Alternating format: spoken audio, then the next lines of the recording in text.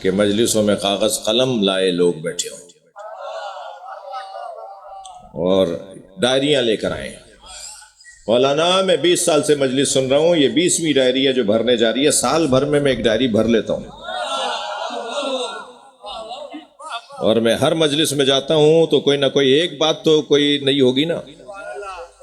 ایسا تو ہو ہی نہیں سکتا کہ ساری باتیں مجھے پتا تھیں، کوئی نئی بات بتائی نہیں انہوں نے، ایک بات تو کوئی نئی ہوگی نا. تو وہ جو ایک بات مجھے پتا چلی وہ میں نے لکھ لی، اور پھر اب یہ 20واں سال ہے کہ یہ 20ویں ڈائری بھر گئی ہے. سال بھر میں ایک ڈائری بھر لیتا ہوں اور میں ڈائری لکھ لیتا ہوں مجلسوں میں جا کے. تو اب میں جوانوں سے کہہ رہا ہوں کہ اپنے ذہن کا قلم چلاؤ اور اپنے دل کو صفا بناؤ، اور مولا کے اس قول کو اپنے دل کے صفحے پہ لکھ دو. مولا فرماتے لا تجلس بالاربع، 4 لوگوں سے دوستی مت کرو. مسئلہ ہی جوان کا ہے نا جی، جوان کا ہی تو مسئلہ ہے کہ دوستی مارے لوگ ہیں نا یہ جی. مولا فرما رہے ہیں 4 لوگوں سے دوستی نہ کرو.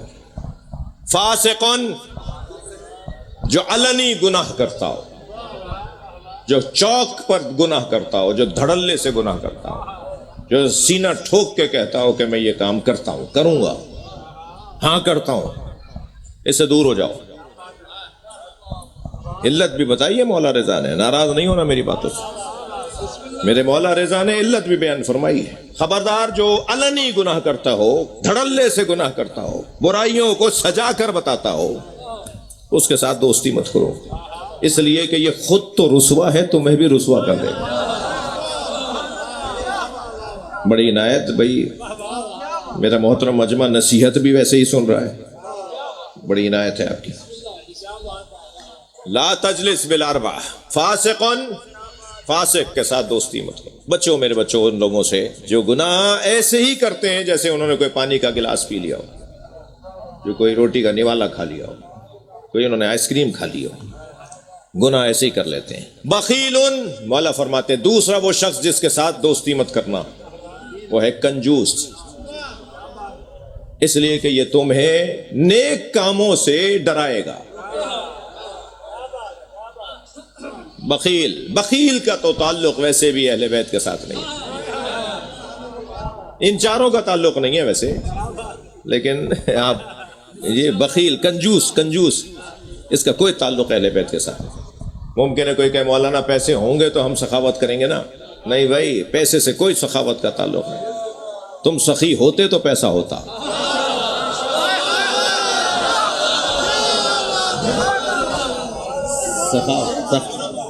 سخاوت کا کوئی تعلق پیسے سے نہیں ہے. سخاوت ایک کیفیت کو کہتے ہیں. وہ جس کی 10 لاکھ کی تنخواہ ہے، اسے 100 روپے نکالتے ہوئے دم نکل رہا ہے، اور جو 100 روپے بچا کر آ رہا ہے اور وہ 10 روپے دے رہا ہے، وہ اس سے بڑا سخی ہے جو 10 لاکھ میں 100 روپے نہیں دے پا رہا. ویسے بھی اللہ کے یہاں گنا نہیں جاتا ہے، تولا جاتا ہے. الاعمال بالنیات، دیکھا جائے گا نیت کیا ہے. ٹھیک ہے، بعض لوگوں کی ماشاءاللہ 2000 ایکڑ زمین اور 600 ایکڑ پہ تو کیلا لگا ہوا ہے، اور 500 ایکڑ پہ آم لگا ہوا ہے، اور خمس دینے سے دم نکلتا ہے، اور زکوٰۃ دینے سے تو جان جاتی ہے. اور یہ دونوں کام تو ویسے ہی وہ نہیں کرتے، اور 2 گھر برابر میں بیوہ اور یتیم رہتے ہیں، انہیں بھی کچھ نہیں کھلاتے، اور کہتے ہیں کہ اگر ہم نے انہیں کچھ دے دیا تو بچے گا کیا. تو جو انہیں دینا ہے وہ تم رکھ لو، باقی تم انہیں دے دو.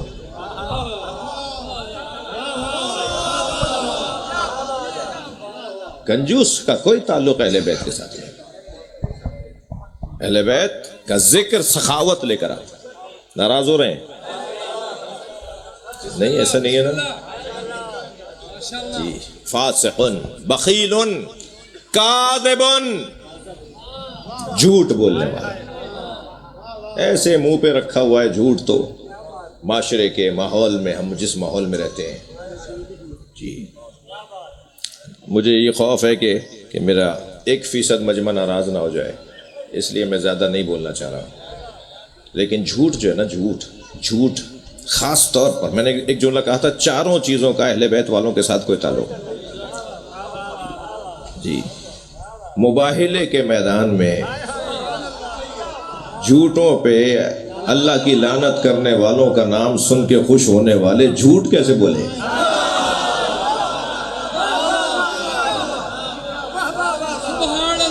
توجہ ہے؟ کاتبن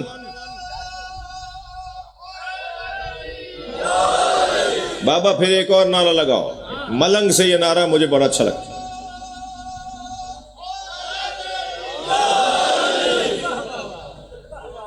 جھوٹ میرے بچوں جوانوں میں آپ سے بات کر رہا ہوں، بزرگ کچھ دیر کے لیے مجھے برداشت کریں، جھوٹ اعمال کو کھا جاتا ہے۔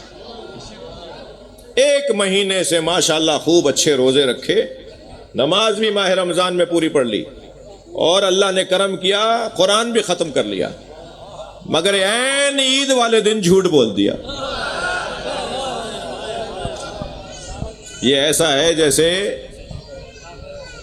80 کلو کی حلیم کی دیگ پکائی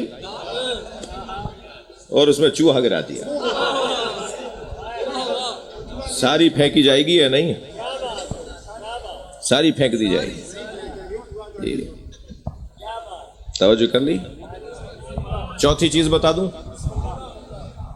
دوہرا رہا ہوں میں، دوہراؤ بھائی میرے ساتھ دوہراؤ۔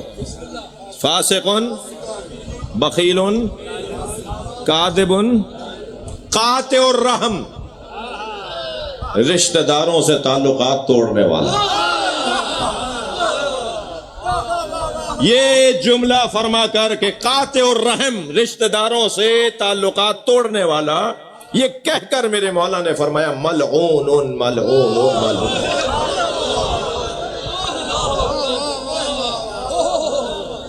جو ارحام سے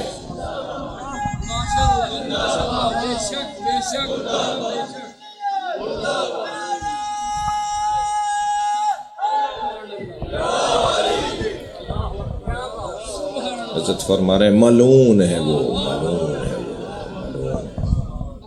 جی مولانا میرا بھائی، میرا بھتیجا، میرا چاچا، میرا فلاں کزن، میرا فلاں خالہ زاد، بھائی کیا ہو گیا؟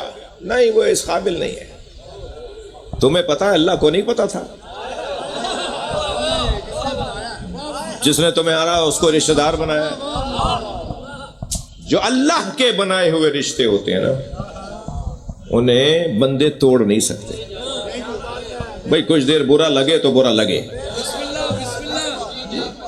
اس وقت ہمارے گھروں کے اندر جو رونقیں ختم ہوتی جا رہی ہیں، اب آپ ان بھائیوں کو دیکھیے، زاہد بخاری صاحب کے بھائی چھوٹے بیٹھے ہیں، بھتیجے بیٹھے ہیں، ان کی اولاد بیٹھی ہے، ان کے عزیز و اقارب آئے ہوئے ہیں۔ جی یہ جو ہمارے بڑے تھے نا، یہ جوڑنے کا کام کرتے تھے، یہ خاندان کو جوڑ کر لے کے چلتے تھے۔ اور آج تو بہانہ ڈھونڈا جاتا ہے کہ توڑیں کیسے۔ لیکن کیا ہمارے بہانہ تراشیوں سے اللہ کو ہم مطمئن کر سکتے ہیں، اللہ کو خوش کر سکتے ہیں؟ نہیں ہو سکتا ایسا۔ بھائی ناراض نہ ہوئیے گا، مولا علی کی تلوار پر ایک جملہ لکھا ہوا تھا، ہاں ذوالفقار پر مولا کی تلوار، یاد رہے یہ تلوار وہ تلوار ہے جو علی سے باتیں کرتی تھی۔ ہاں میدان جہاد میں جب علی مولا تلوار اٹھاتے تھے نا تو مولا کے ساتھ مشوروں میں آ جاتی تھی، مولا اسے چھوڑ دیجئے، اس کی چوتھی نسل میں مومن آنے والا ہے۔ ہاں ہاں صلوات پڑھ لیں مولا علی کی ذات پر۔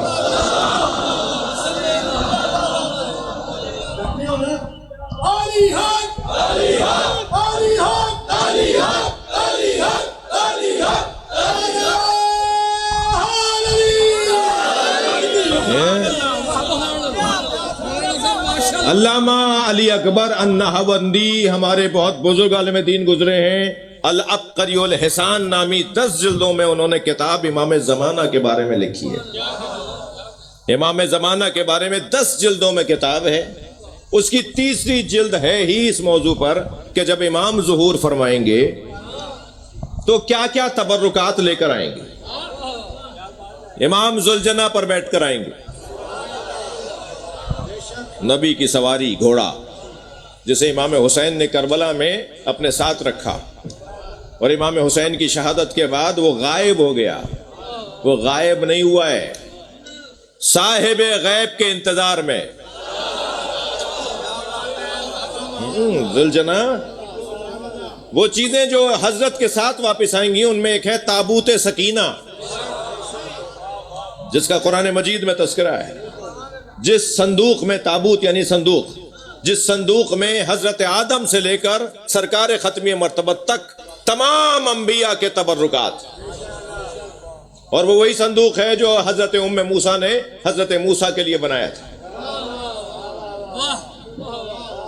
نہیں تھوڑا توجہ چاہوں گا. حضرت ام موسیٰ نے جب حضرت موسیٰ کو دریائے نیل کے حوالے کیا، اللہ نے وحی نازل کی، اے ام موسیٰ اسے صندوقچے میں لٹاؤ اور دریائے نیل کے حوالے کر دو.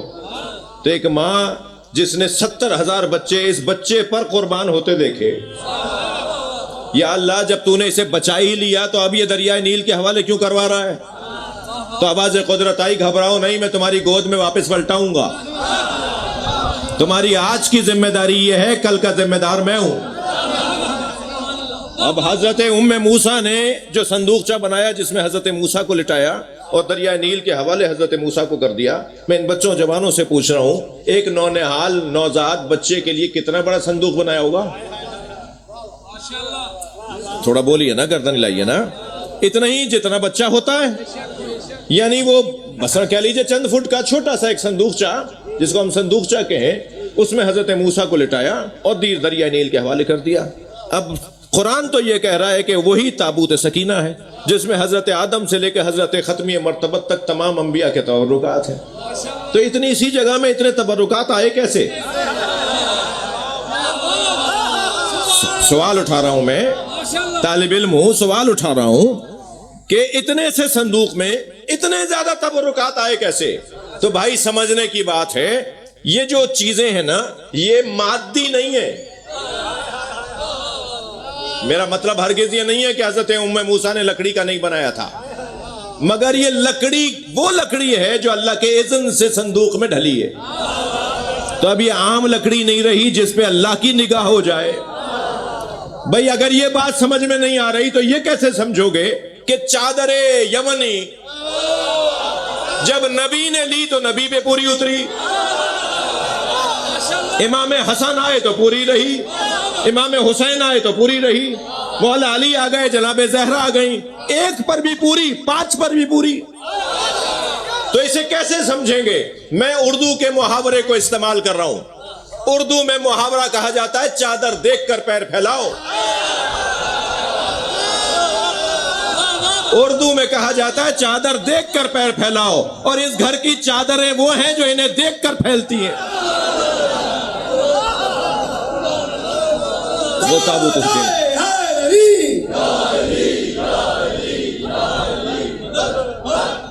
لہذا اس ذوالفقار کے لیے بھی ہے کہ جب مولا علی چاہتے تھے یہ لمبی ہو جاتی تھی، جب مولا علی چاہتے تھے یہ چھوٹی ہو جاتی تھی. ہاں مولا علی سے باتیں کرتی تھی اور گھر جا کے جناب زہرا کو جنگ کی گزارش سناتی تھی. ایک دن جناب سیدہ نے اتنی جزیات بیان فرمائے کہ یا علی آج کی جنگ میں تو آپ نے اتنے مارے اور ایسے مارے اور فلاں کو تو ایسے مارا. بہت ہی جزی باتیں بی بی بتا رہی ہیں. تو مولا نے فرمایا، توجہ ہے، مولا نے فرمایا فاطمہ یہ باتیں آپ کو کس نے بتائی؟ تو میری بیوی نے فرمایا میرے بھائی نے. میرے بھائی نے. حضرت نے فرمایا آپ کا بھائی کون ہے؟ کہا ذوالفقار. ہاں جناب زہرا نے ذوالفقار کو اپنا بھائی بولا ہے. صلوات پڑھ لیں سیدہ کی ذات پر. اب میں پہلے ہی ضمانت لے چکا ہوں کہ بھائی کچھ باتیں ایسی ہو بھی سکتی ہیں جن کے لیے سوچا جائے کہ بھئی یہ کہاں سے لے آئے، یہ کیسے ہو سکتا ہے. تو یقین جانیے کہ یہ ہو سکتا ہے، یہ ہو سکتا ہے. جی مولا کی تلوار پہ میرے ساتھ ہے نا آپ، مولا کی تلوار پہ ایک جملہ لکھا ہوا تھا. مولا علی کی ذوالفقار پر ایک جملہ لکھا ہوا تھا. وہ جملہ سنو. جملہ تھا سلمن قطعک، اس رشتہ دار سے تعلق جوڑے رکھو جو توڑتا ہو.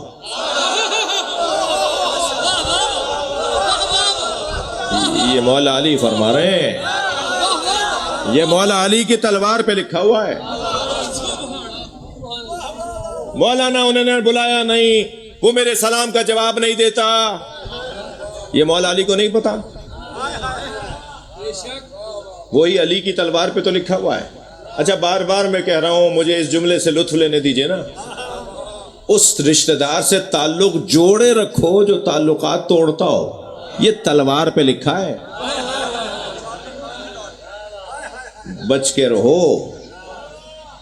علی کی تلوار کی زد ہمیشہ گردن نہیں کاٹتی, کبھی کبھی رزق بھی کاٹ دے گی, توفیقات بھی کاٹ دے گی, عزت بھی کاٹ دے گی, شہرت بھی کاٹ دے گی, کرسی بھی واپس لے لے گی, شہرت بھی ختم ہو جائے گی, تمہارا مقام منزلت بھی جو تم جہاں ہو جیسے ہو, ممکن ہے وہ اس کے اوپر سوال آ جائے اور وہ چیز باقی نہ رہ پائے.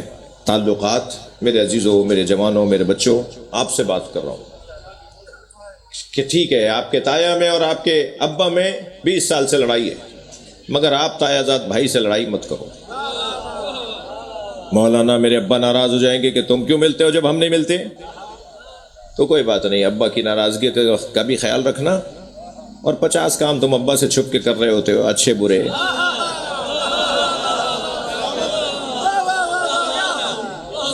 یہ کام بھی ابا سے چھپ کے کر لو, اور یقین جانو مولا علی راضی ہے.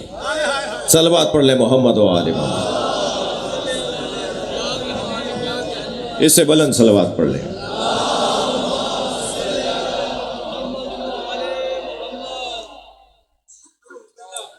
کربلا رشتہ داریوں کی آبرو کا نام ہے.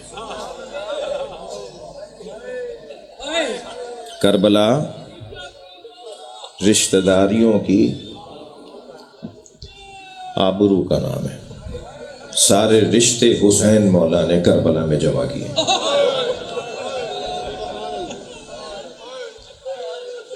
میرے اور آپ کے, ہمارے کتنے قصے, کتنے رشتے ہیں.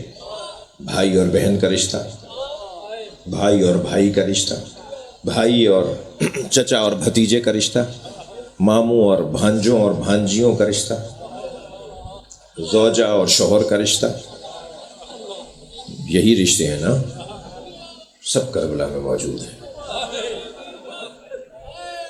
ایک رشتہ کچھ خاموش رہتا اگر کربلا میں حسین فضہ کو نہ لاتے. اور وہ رشتہ ماں اور بیٹے کا رشتہ. اجرکم اللہ, اجرکم اللہ. آپ کی آوازیں بلند ہو گئی, اللہ آپ کو اس کا اجر و ثواب عطا فرمائے. جب مجلس میں بیٹھا کریں نا تو تکلف کر کے نہ رویا کریں. امام رضا فرما رہے ہیں کہ جب میرے جد حسین کا ذکر آیا کرے اور ان کے مصائب کو بیان کیا جا رہا ہو تو ایسے رویا کرو جیسے تمہارے گھر میں ابھی کوئی تازہ غم ہوا. اجرکم اللہ. میرے مولا رضا فرماتے ہیں, فرزند شبیب, جب غم دنیا تمہیں گھیرنے لگے, جب دنیا کی پریشانیاں تمہارے گرد منڈلانے لگیں, فب کے للحسین, تو غم دنیا میں کبھی آنکھوں میں آنسو نہ بھر لانا, میرے جد حسین پہ رو لینا. میں پھر ان جوانوں بچوں سے کہہ رہا ہوں, جب کبھی تمہارا دل بجھا سا ہو نا, تمہارا دل تنگ ہو رہا ہو, بجھا سا ہو, تو امام بارگاہ کے باہر جا کے مجلس کا کوئی اشتہار تلاش کرنا کہ ہمارے شہر کے قریب ترین کس آبادی میں کہاں مجلس ہو رہی ہے, اور دیکھ لینا کہ جب مجلس میں جائیں گے تو مصائب کس وقت پڑھے جائیں گے. شہنشاہ حسین نقوی کے پڑھے ہوئے فضائل اور نکات اور نصیحت اور وعظ, اس سے تو اختلاف ہو سکتا ہے, مگر اس سے تو کسی کو اختلاف نہیں ہے کہ حسین مولا نے علی اکبر کے سینے سے برچھی کا پھل نکالا. اجرکم اللہ, اجرکم اللہ. اللہ آپ کو کسی غم میں نہ ڈالے. اس پر کیا بحث ہے کہ حضرت علی اصغر کے گلے پہ تیر لگا اور امام حسین نے اپنے ننھے سے بچے کے گلے پہ تیر لگتے ہوئے اپنے ہاتھوں میں دیکھا. حسین مولا نے کیا کچھ منظر کربلا میں نہیں دیکھے. اگرچہ ہر منظر ایسا ہے کہ جس کو سننے پر آنکھوں میں آنسو آ جاتے ہیں, مگر عزاداروں کچھ منظر تو ایسے ہیں جنہیں جناب زینب ساری زندگی دہراتی رہی. امام سجاد جس منظر کو بیان کر کر کے روتے رہے، ان منظروں میں ایک منظر وہ ہے جب حسین گھوڑے سے گر رہے تھے. ایک باپ کی مجلس ترحیم ہے، چلیے میرے ساتھ کربلا آ جائیے. یہ وہ منظر ہے کہ جس منظر کو محشر میں اللہ جناب زہرا کو دکھائے گا. ہاں، جب جناب زہرا محشر میں آئیں گی نا تو بی بی فرمائیں گی بے ای ذنب قتلت، یا اللہ میرے بچوں کو کس جرم میں مارا، مجھے آج انصاف چاہیے. آواز قدرت آئے گی، فاطمہ مانگو، کیا مانگنا چاہتی ہو؟ بی بی فرمائیں گے مجھے حسین ایسا دکھا جیسے عصر عاشورہ تھا. آواز قدرت آئے گی، فاطمہ برداشت نہیں کر پاؤ گی، فرمائیں گی یا اللہ میں اہل محشر کو بتانا چاہتی ہوں میرے ساتھ کیا گزری ہے. روایت کہتی ہے، علامہ مجلسی لکھتے ہیں کہ وسط محشر کی زمین کو بلند کیا جائے گا، چاروں طرف محشر ہوگا، اس کے درمیان کی زمین کو اونچا کر دیا جائے گا، ایک ٹیلہ نما بنا دیا جائے گا، اور پھر آواز آئے گی ھذا حسین. سارا محشر دیکھے گا حسین مولا گھوڑے سے گر رہے ہیں. اور جب محشر میں امام حسین کا وہ منظر جو عاشور کے دن امام حسین پر گزرا وہ جناب زہرا دیکھیں گی نا تو بی بی سے رکا نہیں جائے گا، بی بی اپنی سواری سے زمین پہ گرے گی. پورے محشر میں عجب نہیں ایسی ہی آوازیں بلند ہو رہی ہوں، رونے کی آوازیں، گریے کی آوازیں. سب سے زیادہ جن منظروں کو یاد کر کے اہل بیت نے گریہ کیا ہے، یاد کر کر کے اس منظر کو دہرایا ہے، ان منظروں میں ایک منظر عصر عاشور حسین مولا کا گھوڑے سے گرنا ہے. جی جب امام حسین اکیلے رہ گئے نا، مجھے جلدی نہیں ہے، مصائب مجھے پڑھنے دیجیے گا. جب امام حسین کربلا میں اکیلے رہ گئے، علی اکبر مارے گئے، عباس مارے گئے، اون و محمد مارے گئے، قاسم کا پامال لاشا لے آئے، علی اصغر کے گلے پہ تیر لگ گیا، عباس کے بازو کاٹ دیے گئے، تو امام گھوڑے پر بیٹھ کر میدان کربلا میں آئے اور دشمن کو مخاطب کیا، ان کان دین محمد لم یستقم الا بقتلی فیا سیوف خذینی. اگر دین محمد میرے قتل کے علاوہ بچنے والا نہیں ہے تو تلواروں آؤ میرے ٹکڑے ٹکڑے کر دو. یہ کہہ کر میرے مولا نے تلوار نکالی اور ایک مرتبہ دشمن کو آواز دی، آؤ مجھ پہ حملہ کرو، میں مصطفیٰ کا نواسا ہوں، میں کسی پہ پہل نہیں کروں گا. تو ایک مرتبہ پسر ساز نے آواز دے کر کہا گواہ رہو، پہلا تیر میں پھینک رہا ہوں. اور اس لعین نے پہلا تیر امام حسین پر پھینکا اور جنگ کا آغاز ہوا. امام بہت دیر تک تنہا لڑتے رہے اور پھر کچھ دیر کے بعد ذوالجناح کی گردن پہ ہاتھ پھیر کے فرمایا، اے راہوار اب کچھ دیر دکھاؤ تو صحیح کہ بابا علی کیسے لڑتے تھے. اجرکم اللہ، اجرکم اللہ. اور پھر میرے مولا حسین نے کچھ دیر تک اپنے بابا کے جوہر شجاعت دکھائے اور منظر ایسا بنا کہ جہاں حسین مولا گھوڑا موڑتے تھے وہاں سے فوجیں بھاگنے لگتی تھی اور بھاگتے سوائی ایک دوسرے سے کہتے تھے علمان الحفیظ. اور اتنا روب طاری تھا امام حسین کا کہ ہر سپاہی کہتا تھا حسین یہاں سے آ رہے ہیں، یعنی ہر سمت سے انہیں حسین آتے نظر آتے تھے. اور جب یہ منظر بنا نا تو امام نے گھوڑے کی پشت پہ خود کو کھڑا کر دیا، گھوڑے کی زین پر کھڑے ہو گئے امام اور پھر نہر کی طرف رخ کر کے کہا عباس اپنے اکیلے مولا کی جنگ دیکھو، عباس اٹھو، اپنے اکیلے مولا کی جنگ دیکھو. اجرکم اللہ، اجرکم اللہ. میرے مولا پھر ایک مرتبہ دشمن کا جواب دینے لگے. روایت کہتی ہے کہ ایک مسافر ہے، یہ میں نے چند سال پہلے یہاں یہ واقعہ بیان کیا ہے، مقتل کا واقعہ. روایت کہتی ہے ایک مسافر ہے جو کئی مہینوں کے بعد کوفے کے اندر اپنے شہر کے اندر داخل ہوا تو کیا دیکھا، کوفے کا بازار بند ہے، چہل پہل نظر نہیں آ رہی، کوئی مرد نظر نہیں آ رہا، کوئی آتے جاتے لوگ نظر نہیں آ رہے. سوچتا سوچتا گھر میں داخل ہوا. بیٹی نے بڑھ کر استقبال کیا تو بیٹی سے پہلا سوال یہ کیا کہ بیٹا بتاؤ یہ کوفے والے کہاں چلے گئے؟ تو کہا بابا آپ بھی جلدی دوبارہ گھوڑا تیار کیجئے، کچھ فاصلے پر ایک بیابان ہے جسے کربلا کہتے ہیں، وہاں ایک باغی نے خروج کیا ہے اور حاکم کا اعلان یہ ہے کہ اگر اس باغی کو کوئی مارنے نہ گیا تو اسے سزا دی جائے گی. بابا کہیں مخبری نہ ہو جائے، دوبارہ سے گھوڑا تیار کیجئے. اس کا نام ہے عبداللہ ابن عفیف ازدی، یہ کہتا ہے کہ میں ابھی گھر میں آیا ہی تھا کہ مجھے ایسا پیغام ملا، میں نے پھر دوبارہ گھوڑا تیار کیا، رخصت ہونے لگا تو بیٹی نے مجھے رخصت کرتے ہوئے کہا بابا جنگ پر جا رہے ہیں نا، تو جنگوں میں تو مال غنیمت بھی ملتا ہے، اگر مال غنیمت میں یمنی پتھر مل جائے تو میرے لیے لے آئیے گا، میں گلے کے ہار زیورات بنانا چاہتی ہوں۔ عبداللہ کہتا ہے میں گھوڑے پہ بیٹھ کے روانہ ہوا، بیٹی نے رخصت کیا، اور جب میں کوفے سے کربلا گیا اور جب کربلا پہنچا تو عاشور کا دن تھا، عصر کا وقت تھا، میں نے عجیب منظر دیکھا، ایک 56 سالہ بوڑھا زخمی ہے جس کا امامہ کھل کے اس کی گردن میں آ گیا ہے، اور وہ اکیلا دشمن سے جنگ کر رہا ہے، اور ہر سپاہی اس سے ڈرتا ہے، اور اس کا خوف ایسا ہے کہ اسے دیکھ کر لوگ بھاگتے ہیں۔ تو میں سوچنے لگا کہ آخر یہ کون ہے جو اکیلا ہے اور ان سب پر غالب ہے۔ میں نے ایک بھاگتے ہوئے سپاہی سے کہا تم اس ایک اکیلے سے ڈرتے کیوں ہو؟ تو اس بھاگتے ہوئے سپاہی نے کہا تمہیں نہیں پتا اس کے ایک بھائی کا نام عباس تھا۔ وہ کہتا ہے پھر میں نہیں سمجھا کہ آخر یہ کون ہے۔ کہتا ہے بس مجھے اتنا پتا تھا کہ اسے ماروں گا تو جنگ ختم ہو جائے گی۔ عبداللہ کہتا ہے میں نے اپنا گھوڑا ان کے گھوڑے کے پیچھے لگایا، اور چند ذرا کے فاصلے پر میرا گھوڑا ان کے گھوڑے کے قریب آیا، میں نے ارادہ کیا تلوار نکالی کہ ان پر حملہ کروں اور جنگ کو ختم کر دوں، تو میں نے تلوار نکال کر آگے بڑھنا چاہا کہ انہوں نے مڑ کر پیچھے مجھے دیکھا اور آواز دے کر کہا عبداللہ قریب آؤ۔ عبداللہ کہتا ہے میرے ہاتھ پیر کانپنے لگے، یہ کون ہے جو میرے نام سے مجھے جانتے ہیں؟ میں گھبرانے لگا تو انہوں نے ہاتھ سے انگوٹھی اتاری اور کہا یہ یمنی پتھر ہے، اپنی بیٹی کو جا کے دینا اور کہنا میں باغی نہیں ہوں، میں نبی کا نواسا حسین ہوں۔ اجرکم اللہ، مجلس ہو گئی عزادارو۔ عبداللہ کہتا ہے کہ میں مولا حسین کے قدموں میں گر گیا، مولا آپ ہیں؟ مولا عباس کہاں ہے؟ علی اکبر کہاں ہے؟ کہا عبداللہ سب مارے گئے ہیں، اکیلا میں رہ گیا ہوں۔ کہا عبداللہ واپس چلے جاؤ۔ کہ مولا میں آپ کو تنہا چھوڑ کر کیسے چلا جاؤں؟ آخری جملہ سن لیجئے، کیا غربت ہے زہرا کے لال کی۔